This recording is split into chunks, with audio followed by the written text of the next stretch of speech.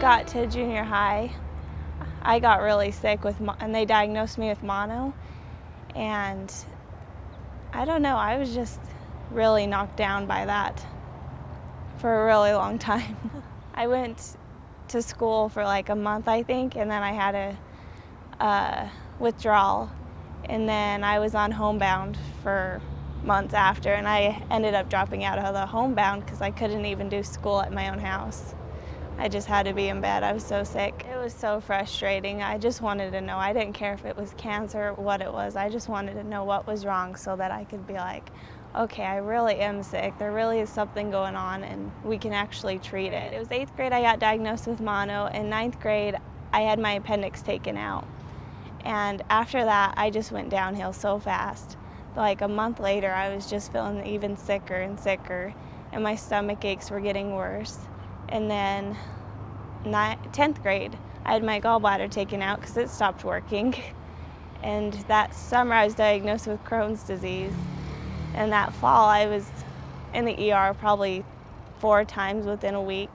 And finally, they admitted me and they said, we don't know what's going on, but we got to figure it out because you had a really high positive for Crohn's disease, and all this medication we're giving you isn't helping. So they sent me to Primary Children's down in Utah, and I was there for a month, and they had no idea. They weren't really even trying to figure out anything, and it was really frustrating.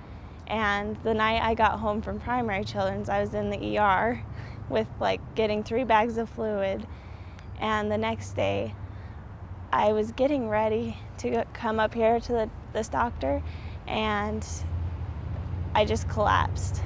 I don't know, the pain and everything, I just collapsed.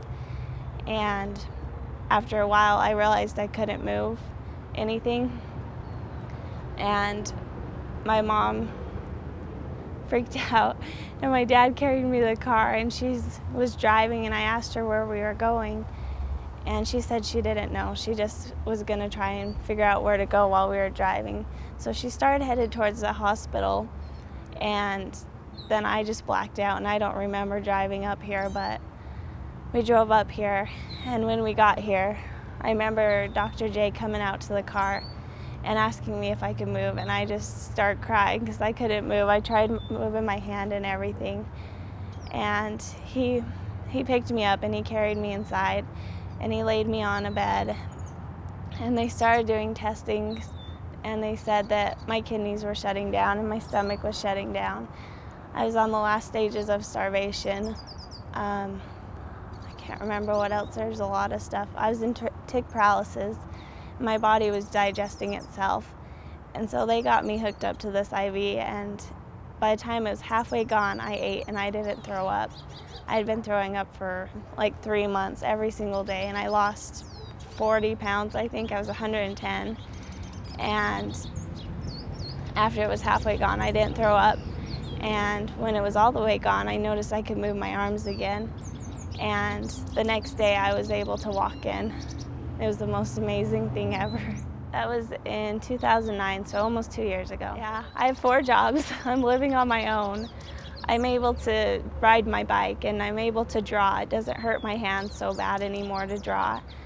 I'm able to go running if I want. I can just go swimming, anything I want now, and it's amazing. I believe that it is chronic, but I believe that it's, what's the word, remission? That you're in remission? Yeah, and as long as I take care of myself, I'm gonna be fine. I've never felt this good that I remember, because I was 2 when I was bitten. And so I don't remember how I felt before, but this is the best I've ever felt.